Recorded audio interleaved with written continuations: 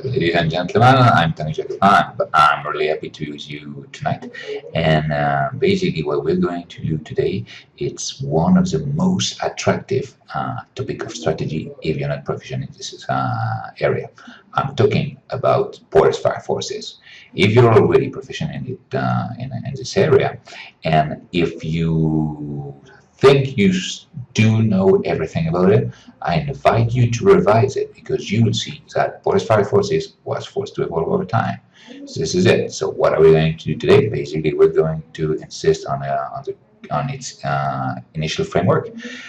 First, then we'll have an example about how it was possible to show it through the case of Pepsi Cola and Coca-Cola.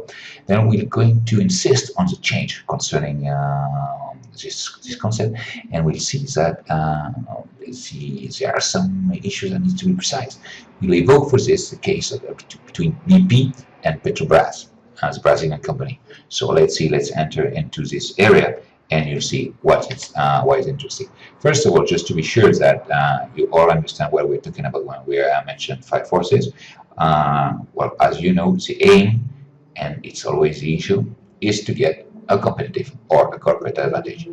Mainly, what we're trying to do is that we're trying to consider three variables: value, perimeter, here we are, and imitation, here we are.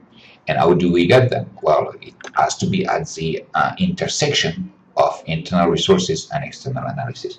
Obviously, when we're talking about external about fire forces, we refer to the external analysis. So here we're talking about it. For those who are interested in it, I would definitely recommend you to go through PESTEL first because it's environment, and border because we're talking about the sector. So let's see what it is like.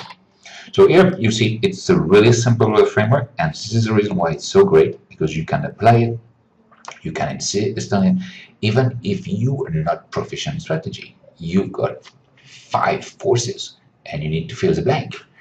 In that sense, if you look at it, just to show, basically you've got all the supply chain here, and what may happen? Well, basically, to a certain extent, you may have a new product that change completely the deal, and and you can have new players. Just to give an example, when Jobs and Apple went and decided to go for the tablet, basically everybody got surprised. And this is the reason why they were a newcomer creating a new category of product. But it can be, this is for products that we all know. But from time to time, we're talking about products that nobody knows. For instance, it's really interesting to see that the concept of microcredit, as some of you may have heard about, has been invented in Bangladesh by Mohamed Yunus, the founder of the Grameen Bank. And in that sense, no bank was aware about the possibility of providing microloans to people, to small entrepreneurs, and most of the time women. Meanwhile, the vast majority of cases for capitalism, it's about giving loans to people that can afford it, and here it was completely different. So you can see that it's really interesting because at the end, what happened is that you got huge change. So when we're talking about border fire forces, what you need to keep in mind is basically, I'm going to insist on some issues, I'm going to just to be sure that you can see it. We're going to change the color of that's it. So basically, what is really important when we go through it is that you've got the framework here, which is the external sector, and on the other hand, you've got the company and the resource capabilities on the other hand.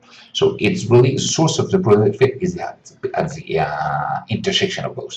If you're able to understand this, well, you'll make it. So at the point you say, hey, what is most important? Well, as you can see it, and no doubt about it, we are talking as most important element as a competition.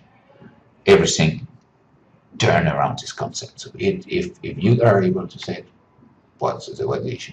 And you would see that, for instance, we pick up this pretty well-known example where was a kind of duopoly, Coca-Cola and Pepsi. Coca-Cola number one in the world, except in US, where Pepsi was number one. And it's really interesting because there was Coca-Cola market and soft drink market when nobody was moving into it. So because there was a priori so many barriers to entry, and here it's quite interesting that because nobody was entering into it, basically it was a way through which these two companies were competing. So we would say, well, it was considered a stable environment. Is it possible to invent a new formula for this type of soda? Well, pretty difficult, extremely mature, impossible. And getting into this field where you've got such big players, well, too risky.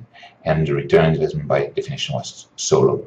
Nevertheless, at some point, it has changed. And just before entering into Petrobras BP example, it's interesting that plenty of small companies have decided to enter into this business. For instance, well, I guess you know it, I'm from Brittany, and they decided to commercialize Brace Cola. Why? Because they say, well, we don't want to be involved in the capitalistic system, in the US brands, the American dream, and so on and so on. Hey, let's go ahead.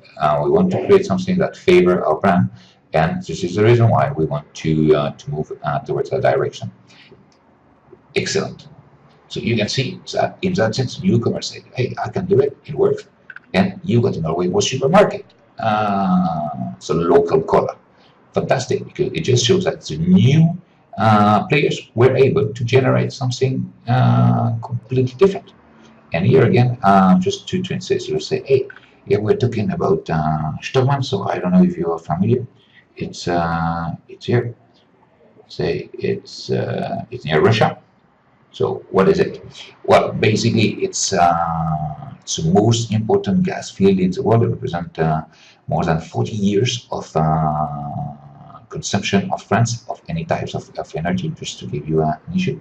And you say, well, it seems that if you look at above map, you say, well, it's above north. It has to be difficult to go there. Effectively, it has to be difficult to drill there. And you say, well, who can do it? Well, if I ask you between these two companies, I'm sure at 90% that all of you will say BP, say Petrobras. What's that? I mean, Petrobras is a fantastic company. It's a Brazilian one. And basically, there's a unique one in the company that can drill there. At the moment I'm talking, obviously. In some years, you will have all companies that are going to improve. But what does it mean? It means that to a certain extent, Russian companies will have some interest to work with the Brazilian companies. And in that sense, it just justifies the fact that new interests are becoming always more important in the delivery of new business model. Okay, so why does this happen, and why is it always more important? Well, you need to consider that, as is mentioned on the slide, existing competitors are okay with the market. Maybe they're not maximize profit, but they are surviving also.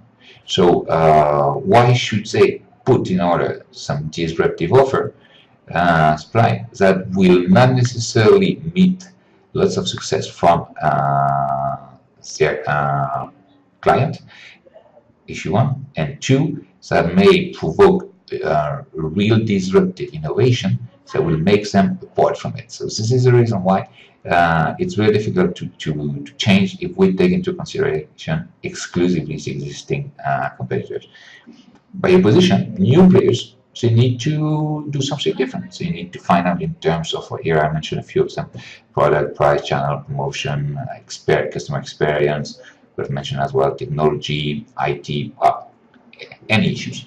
The issue is just to make the life of the customer better, simpler, and to let them spend less money with the existing product. So you can see that you've got plenty of issues, excepted one that need to be remembered.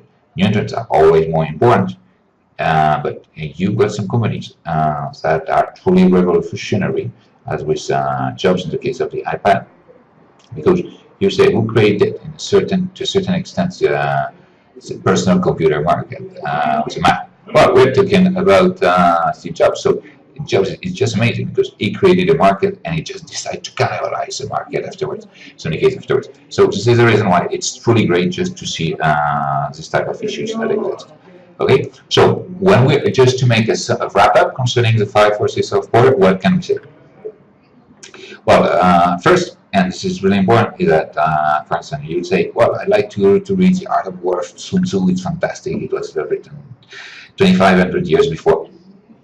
Great. It's true that in Sun Tzu, you've got the relationship that introduce dynamics. So this is great.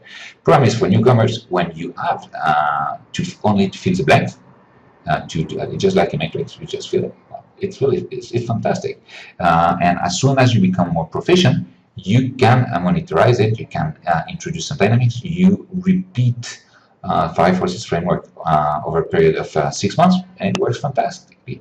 So this is the reason why it's fantastic, because it offers lots of it's realistic. You can understand it at once. You can see how it's changing, and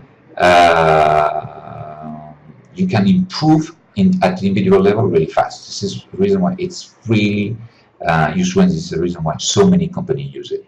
Now, what you need to remember, and this is really important, is that the framework has changed because you got always more volatility in the market.